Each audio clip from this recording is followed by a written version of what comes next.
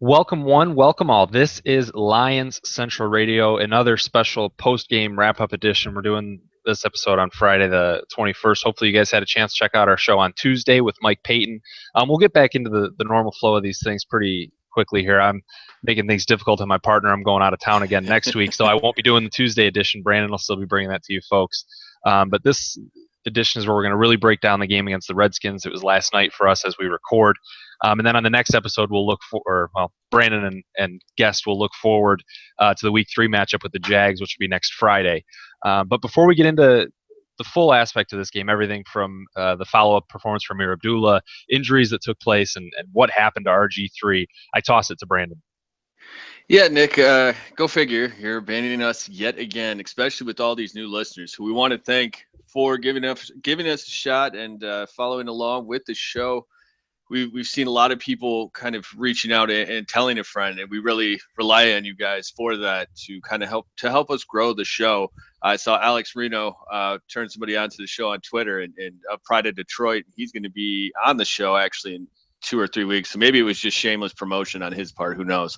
And we'll have Nate Williams of Sideline Report and Jeremy Reisman or Reisman. I'm going to screw up the pronunciation of Pride of Detroit on next week.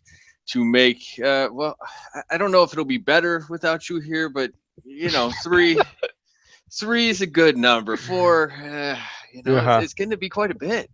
Yeah. I have no comment. Please continue. Well, there's not a whole lot else, folks, except please keep sharing the show. Please keep going to lionscentralradio.com, clicking to the Amazon banner at the bottom, and keep sharing the show. We really appreciate it, folks. Yeah, fortunately, we're going to start off on a more negative note for the Lions, who have been able to escape the injury bug through most of training camp and through week 1 of the preseason, not so much as week 2 came to a close. A couple injuries early in the game. Larry Warford went down with an ankle injury, same for Karan Reed, and we saw tight end Jordan Thompson go down with a knee injury. The early word, and again, we're recording on Friday, so they've only had the one practice since the game last night, but the early word is Thompson's going in for an MRI. It doesn't look good for him. Now, take that as you will. That's all we know right now is that it doesn't look good. But Warford and Reed, who are more important cogs in the team at this point, both of those seem to be not very serious injuries, so that's good to hear. And Calvin Johnson, he didn't play again last night. Don't think anything of it. Who knows when or if he'll play in the preseason, but all is well with Calvin. Well, and I just got a text alert that Daniel Norris is going to be out for 4 weeks, so I thought I'd pass that along too. Yeah, I saw that. Sanchez and Norris are both out for the Tigers. They did pick up Randy Wolf if you needed your Tigers update.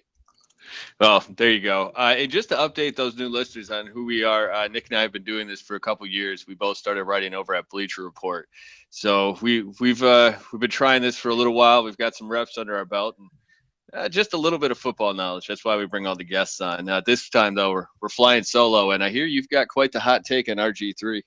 That poor guy. I mean, and as I put this, we have a document we run through with all of our talking points, and as I put it on there, I thought I had a real fresh hot take on this, but it's been everywhere today. Is that, and I saw it on Deadspin first, of how RG3 really did get thrown to the wolves last night, and just he was out there for at least 2 series too many, probably, with an offensive line that just wasn't capable. I mean, the Lions D-line, it is a force, and it is a good defensive line, even without Nada. They played really well, but they're not to the point where they should be in the backfield on every single play, and they were. Whoever was playing left tackle, it was the backup left tackle for Washington, was just a pylon, and RG3 never really had a chance to get anything going. It was tough to watch at times, and it's exciting to see the Lions defensive line look good, but you have to put such a massive asterisk next to this performance because that Washington O-line was undermanned and just flat out terrible. Yeah, I mean, first of all, I'm really surprised nobody went for the obvious pun there. I mean, he was thrown to the Lions, not the Wolves. Yeah. I mean, It's right there, folks. Come on. Just try. That's why you come to Lions Central Radio. Puns like that. Yeah, exactly. That's what we bring. And more. I love that. The and more. Anyways, yeah, it's a lot like looking at the Lions from a decade ago. Looking at that Washington team, how just dysfunctional the entire franchise is right now. And it really makes you appreciate the fact that we cover and talk and root for a team that has guys that worry about things like character and really accountability, and Jim Caldwell is the foundation of all of that. And I guess to some extent it had to be Martin Mayhew, although he did hire Jim Schwartz. So, take that as you may. Speaking of that first team defense, they didn't allow RG3 very much room. I think it was, what was the numbers? There's one clean drop back in 8. Yeah. So you got hit 6 times. One of them, Tahir Whitehead. 17 yards. Jeez. Tahir Whitehead was able to knock down one pass. And then, of course, there was the DeAndre Levy hit. Oh, that was brutal. Clean hit, by the way. Just a beautiful, clean hit. It was cringeworthy, especially now in these days of watching football, where you got to feel a little guilty because everybody has to write a new article every week about how it's dangerous. We know, we get it, we're over it somewhat, but yeah, that one was probably going to inspire at least 3 more articles, I'd imagine, this week alone. The other thing, and I was trying to check the veracity of this because I know I read it today and all the things I read, but was there something like in 15 plays they had 15 yards? Yeah. It was, the rushing numbers get inflated once you get out of the starters and the backups. The third stringers come in for Washington. Suddenly the Washington rushing game looks good. But when the starters were on the field, I mean, Washington could not move the ball whatsoever. Yeah, and as you were talking about, I mean, Tyrone Walker absolutely put Brandon Scherf on skates for that sack. I know I did see somebody say it was Sue-esque on Twitter, and I think it was one of the beat writers really shut that down right away. I'm not saying Tyrone Walker is Sue. I'm saying that is the type of play that Sue used to make, that one where he just bullies the guy straight into the quarterback. So it was nice to see. Granted, that was a rookie, although the 5th overall. So don't forget who got the half sack on the play. And for the first drink of the show, Ezekiel Ansah shot. Exactly. Ziggy got there. I actually have in my notes on the side here that you can't stop him for long. So if they can get some success on the inside, getting some of that interior pass rush, then he'll clean up because it's impossible to block him for that long. And he really succeeded with Sue there, because when you have somebody like Sue coming through the middle, it's going to bring the quarterback's eyes down. He's not looking down the field because he can't. He's about to get hurt, as we saw. And that was no pun intended there. And Ziggy was there to clean it up. But also, besides that sack, there were the first and the third play of the game. Tyrone Walker got off the line and was just a load. I mean, he was 3 yards deep, and that penetration funneled the running back into the linebackers. That's textbook Terrell Austin defense, the attack, and let the linebackers clean it up. So it was nice to see. Granted, as you said, it was the Washington Redskins, and it's also the preseason. So there's probably a grain of salt to be thrown in there. And unfortunately, I'd like to be able to say here, I think we'll learn a lot more next week when you see the starters for 3 quarters, but I don't think the Jacksonville offensive line is very good either. So you're really, I don't think, going to learn too much about the new makeshift, or not makeshift, but the new defensive line, especially once Nada comes back in the regular season. I don't think the preseason is a great chance to learn as much about the defensive line as it is other positions, just because of the quality of competition as far as the offensive lines go, and you're not seeing the defensive line as it's actually going to be made up once we start playing real football. So a lot of grains of salt with the defensive line, whereas even in the secondary and the linebacking core, I think the preseason is giving us a lot more of a glimpse into what it's going to be. Yeah, and it's almost as if you were setting up the article I'm publishing as soon as we get off the air here today, because I'm writing one about the lessons. What have we learned through week 3? And my whole intro is all about that. You're not going to know a lot of the big things. I mean, we know a lot of the big things as far as this team is talented across the board. Stafford has looked good, and hopefully that's something that's going to continue, and that this team can be a contender. But it's the little things that you can find. And one of the, at least it's somewhat small, but it's somewhat big in the fact that we're still talking about Stafford. He was very sharp again.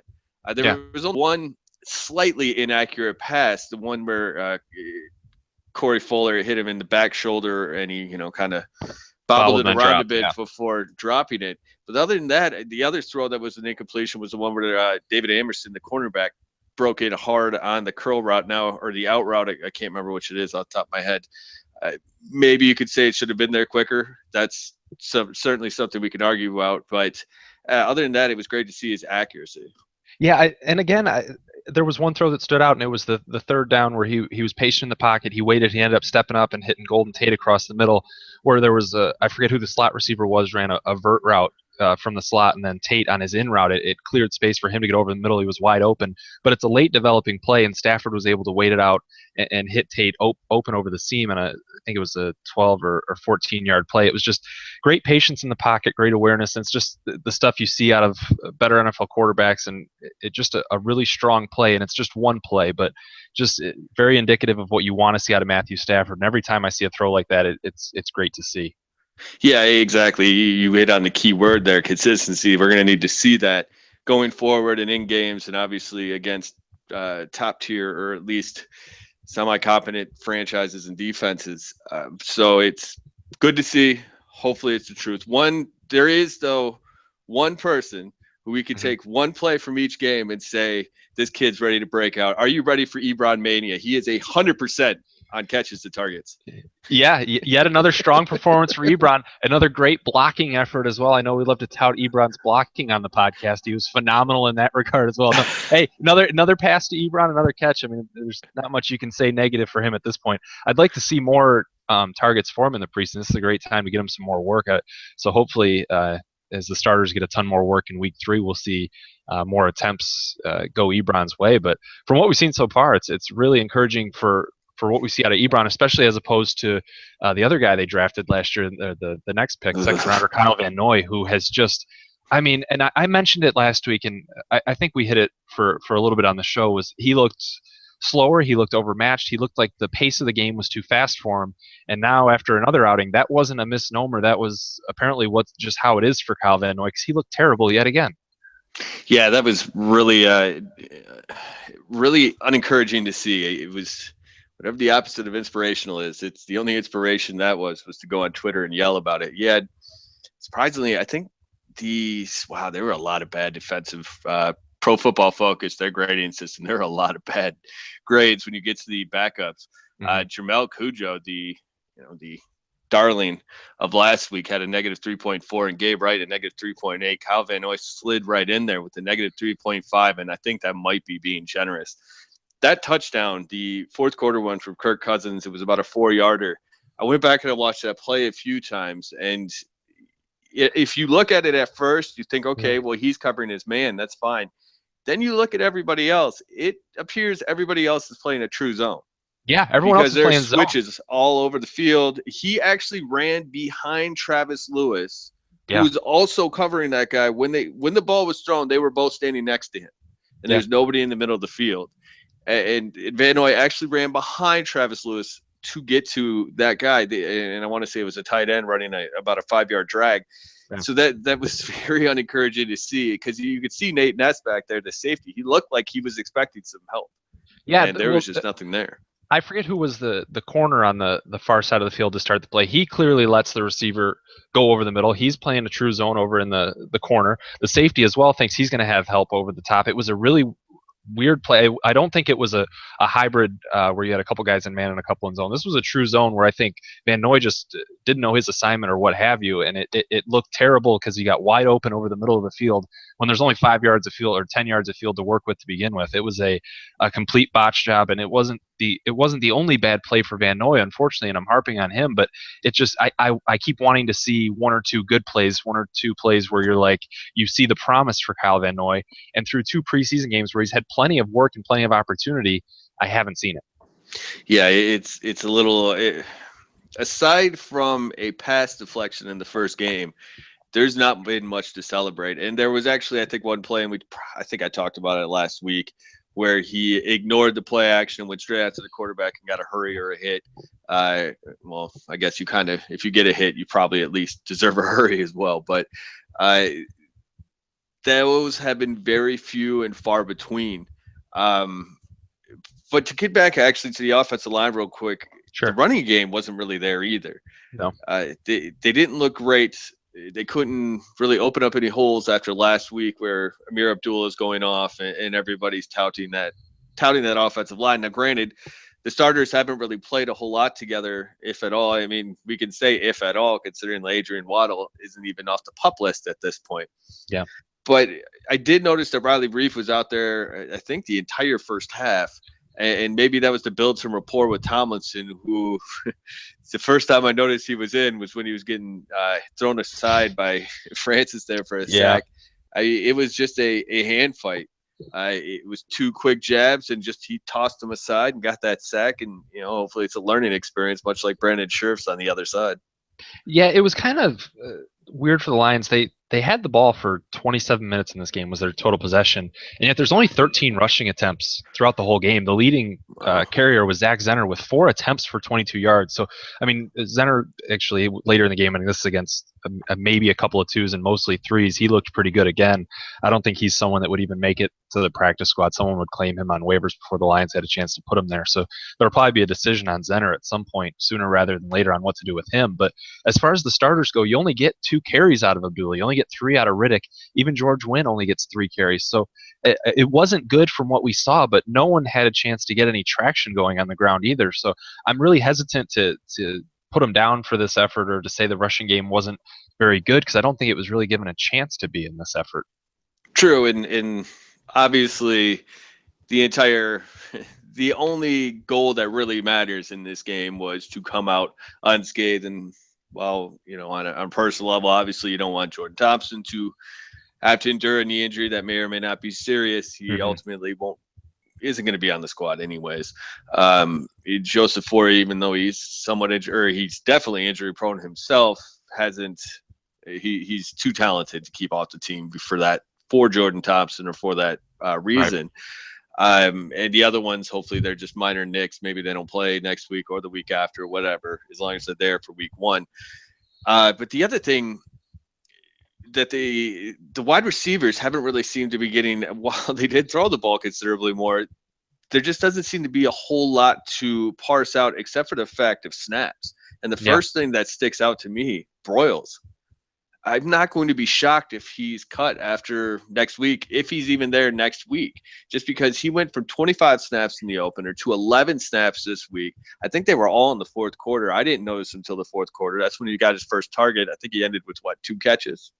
3 catches for 31, and it was only on 3 targets though. And that's kind of the interesting thing with Broyles is when he was given the opportunities really late in the game against terrible secondary players for the Redskins. I mean, take it for what it is, but he caught the passes that were thrown his way, and for whatever reason, I've never thought he's been given a real chance or a real opportunity to showcase his skills. And I'm with you. He could very easily be cut, and we probably won't make much of it. It's just it's a really weird situation with Broyles, and it's not like he's doing anything actively wrong to work himself off of the depth chart, but we're not seeing enough of him to say that he needs to make this team either. He's kind of just floating in limbo.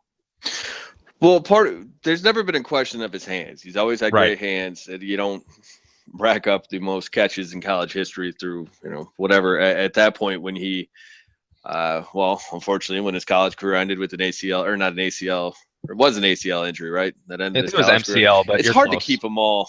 There's a lot of letters, Brandon. No doubt. In order, and especially with him, unfortunately, not that we're laughing at his pain, we're laughing at the fact that I can't get anything straight. But I think the big thing is they're not seeing him create his own separation. That has to be it, because if he can catch the ball, if he's that reliable, and he can create his own separation, then you're not going to relegate him to the end of the bench. So I really think that the wide receiver pecking order is pretty much all figured out. If I would bet money right now that the 5 receivers, assuming it's just 5 that they keep, and I think that's what it's going to be, obviously Calvin Johnson, Golden Tate.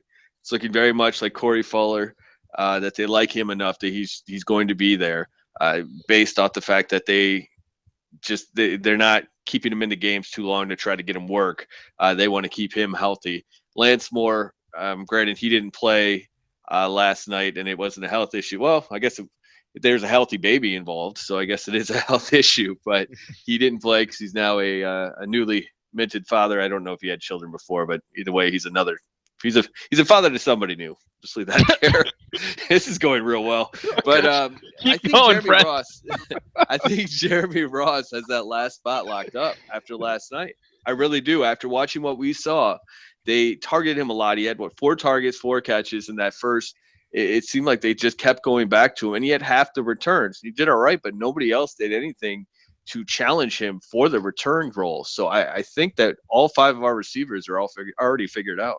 Yeah, and after we were touting T.J. Jones after week 1 and some encouraging things out of him, he had 3 targets in this game, 2 catches for 12 yards. He had the fumble as well that he recovered. But yeah, I'm still not a fan of Jeremy Ross, and I'd like to see someone else get a spot over him if he's the 5th guy. And I don't know if who I guess would technically be 5th on the pecking order. After those first 2, it's really just a hodgepodge. But I'd love to see someone beat out Ross for the job, but like you said, I don't think it's going to happen. So it's wishful thinking at this point. I still don't find much encouragement from Jeremy Ross or much upside, but I guess the floor is a lot higher with him than it is some of the other guys. So I understand it. I don't really care for it. Well, that, and he also plays the coverage units. Exactly. He has a lot of special teams value, and that's going to be the big thing with Zach Zenner. The Zenner step, that little stutter step thing he does, yeah, it works very well to break it. It seems like it works every time. It's almost like some move in Madden, right? Probably closer to 1995 when you could just hit L1 and it'd work every freaking time. And it's that, but the problem is once he does that, there's no quick burst out of that and he's gone. He's like a Joik Bell light in that respect. He's not going to run away from you, but he's going to keep trying to get more yards, except the difference being Joik Bell will continue to power through for yards, where Zach Zenner has a problem with keeping his feet moving all the time.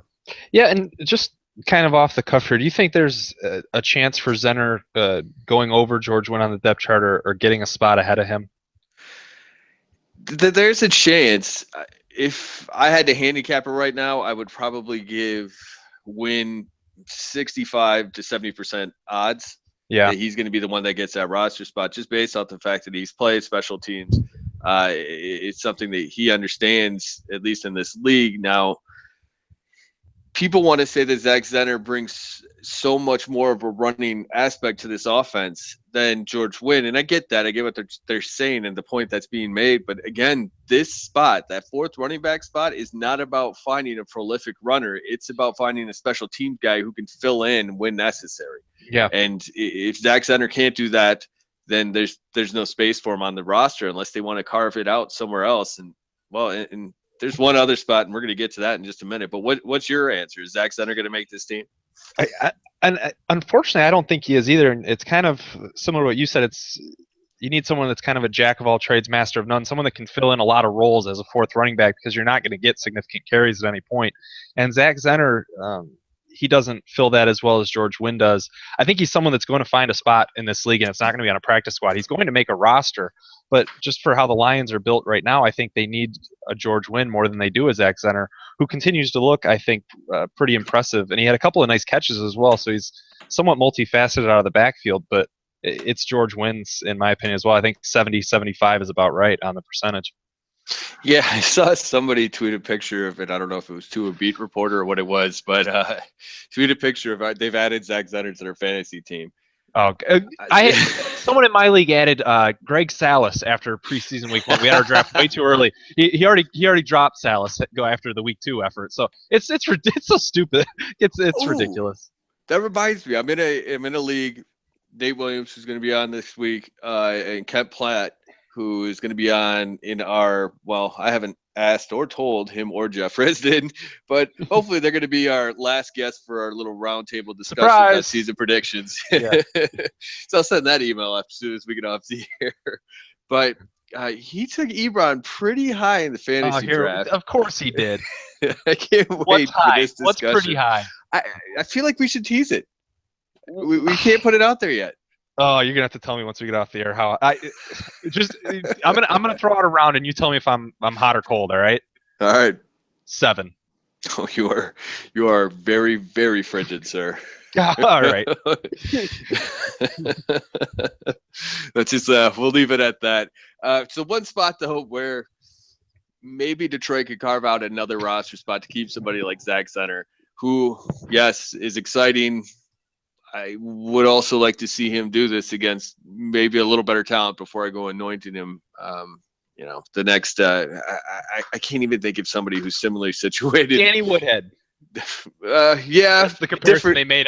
I don't think they're similar at all. They must have used that 10 times on the broadcast, though. Oh, is that like when you have a slot receiver who's small and a certain They're Wes Welker. They're yeah. those scrappy slot receivers. Yeah, the scrappy gym rats. Yeah, those are the ones. Yeah, I'm with you on center.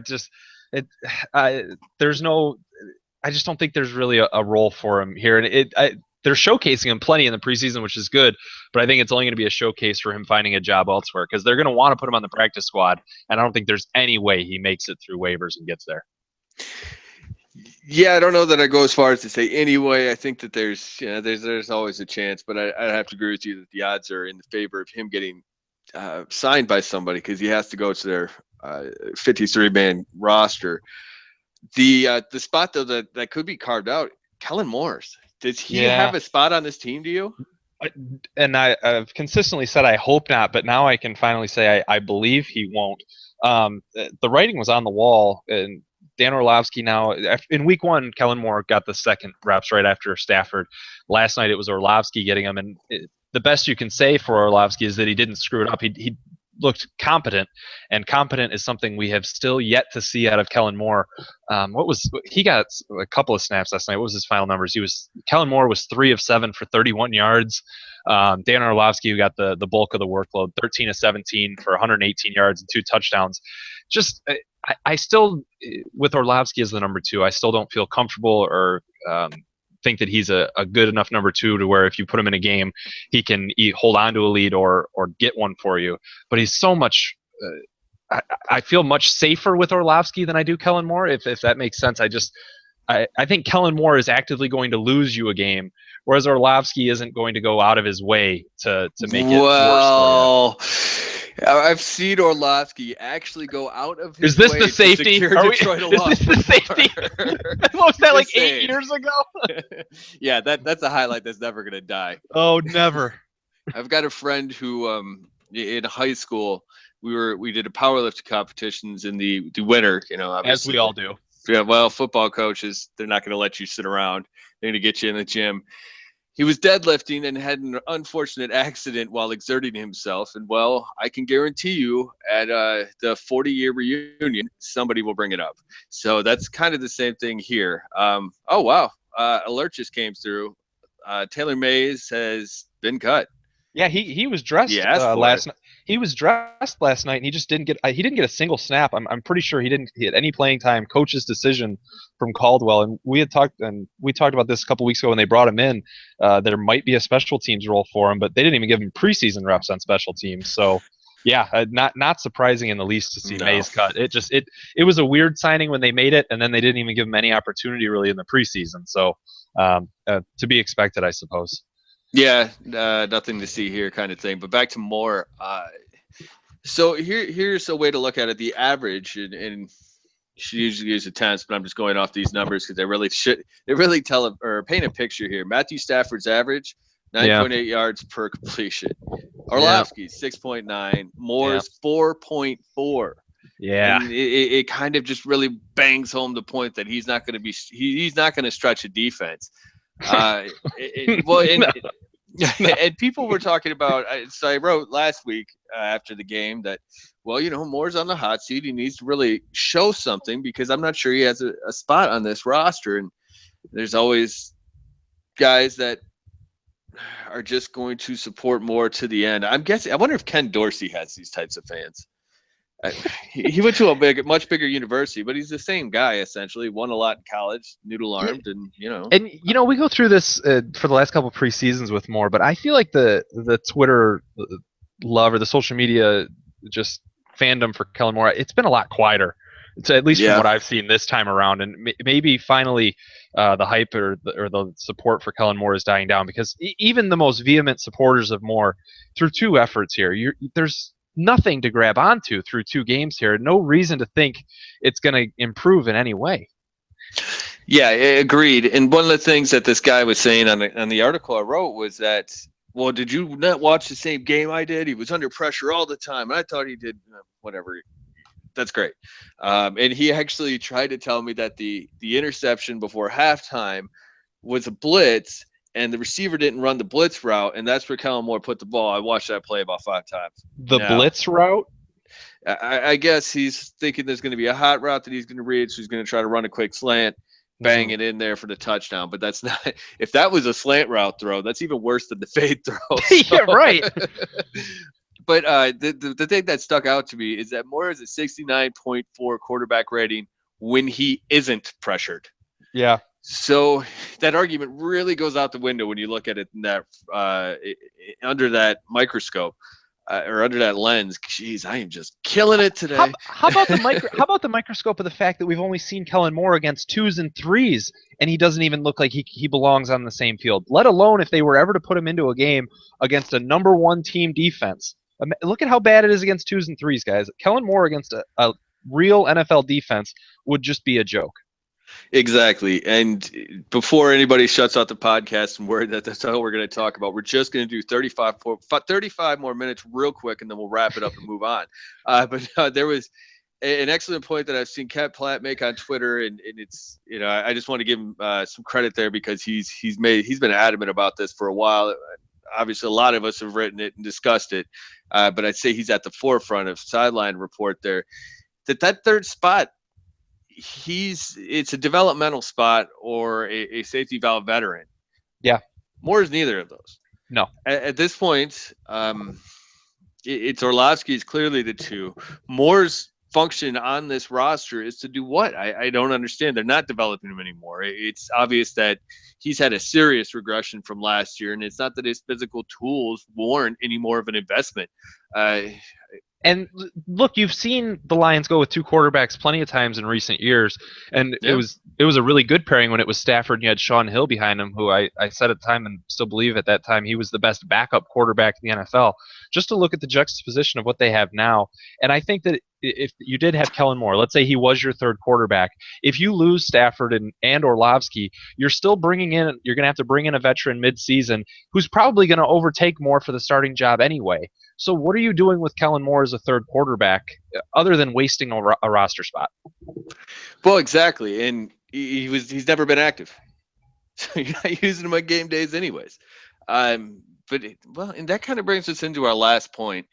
As far as we still have 34 more minutes on Kellen Moore. Yeah, we could record another Kellen Moore podcast tomorrow maybe. But I don't know that it's fair to call it a waste of a roster spot at this point, but Larry Webster has not developed, at least to the level that the coaches made it seem last December. Last December, they were talking about how the leaps and bounds he's made in improvements and understanding the game, and he's put on the weight and yada, yada, yada. Well, So far, so bad. It's not been a pretty picture, at least in this preseason. He does have 2 quarterback hurries and I think 1 defensive stop, which is a play that constitutes an offensive failure, basically, where he stuffs the offense. But that's in 67 snaps. He's getting the majority of the snaps right now, and it's not against first teamers. It's not even against second teamers at the time. But I guess there might be a few where he's rotated in against the first team. I shouldn't say that without backing it up. But what about somebody like Jermel Cujo, who, as we just went over not long ago, didn't have a great game this week, but he's at least been making plays in practice on a consistent basis, as noted by Dave Brickett of the Detroit Free Press. Also, that first game, he was everywhere. He was seemingly blowing up plays on the interior, and it was exciting to see. So at this point, would you rather try to get Larry Webster to the practice squad, who I don't think is going to get scooped up, but what tape is out there that some other teams be like, "Ooh, we have to get him"? Last year, I understand. There's a lot of athletic potential. Got to stash him away. This year, which one would you rather have? With Webster, he's someone that Jim Caldwell, who has repeatedly hammered home, he keeps making big strides in his development. He's getting better. He's getting bigger. He's going to be a really good pass rusher, but it's woulda, coulda, shoulda with him, and it continues to be. And again, he's still he was only drafted in 2014. It's not like we're talking about a seasoned vet or anything, but I don't know how much rope you give a Larry Webster when I think there's more promise, or we've seen more promise out of Jermel Cujo. If you have to pick between the two, I go Cujo, and I don't think Webster would get picked up if he had to go through the waiver process to get to the practice squad. But I also don't know if I believe going down there that Webster is going to develop into a good or great pass rusher or what have you. He's huge. I mean, I'd take decent. Yeah, I mean, physically, he has all the physical traits you look for. I would definitely say stash him because I don't think he's putting it together anytime soon. Maybe he's just a long-term developmental guy, and you hope for it with that on the practice squad. But I see more immediacy with a Jermel Cujo, and I see more upside with him as well. Right. I mean, and maybe upside, maybe not. The one thing is Cujo can't go to the practice squad. Right. This is his 5th year. He's drafted in 2010, or not drafted. I'm sorry, not drafted, free agent at Central Oklahoma in 2010. So that there's not. You get rid of him. Maybe it's that, as we talked about last week, that off roster depth. He's in the. There's somewhere a file kept on him. So if there's too many injuries and you got to go sign street guys, well, you give him a call and hope that he's still available. I think that Detroit will probably keep Larry Webster on the active roster. He could be the surprise, though. I'm going to put that out there because I wouldn't be totally shocked, but it would be very surprising. And I could see it happening because in 33 snaps, Cujo has had 2 stops and a sack. Yeah. So the production's been there. And granted, this wasn't a great game this week, but there's just, at some point, you got to find the best players to help you win right now. Well, and if there's another positive for Webster's perspective, it's that he's definitely on the right roster to be a lower guy because Terrell Lawson's defense, he loves to rotate guys in on the defensive line and at defensive end. There's a heavy rotation of players that are going to cycle in and out. So if Webster does make the active roster, I don't think I think he will get plenty of opportunity still because injuries are bound to happen. There's going to be rotation on that defensive line, and he'll get a couple of snaps and more chances to prove himself. Right.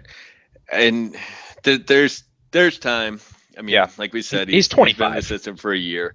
But folks, we want to know what you guys think. Who do you think is going to be the ones that get cut coming up over the next couple weeks here as it chisels away to 75? I mean, Taylor May is the first casualty so far, although it appears that he asked for it.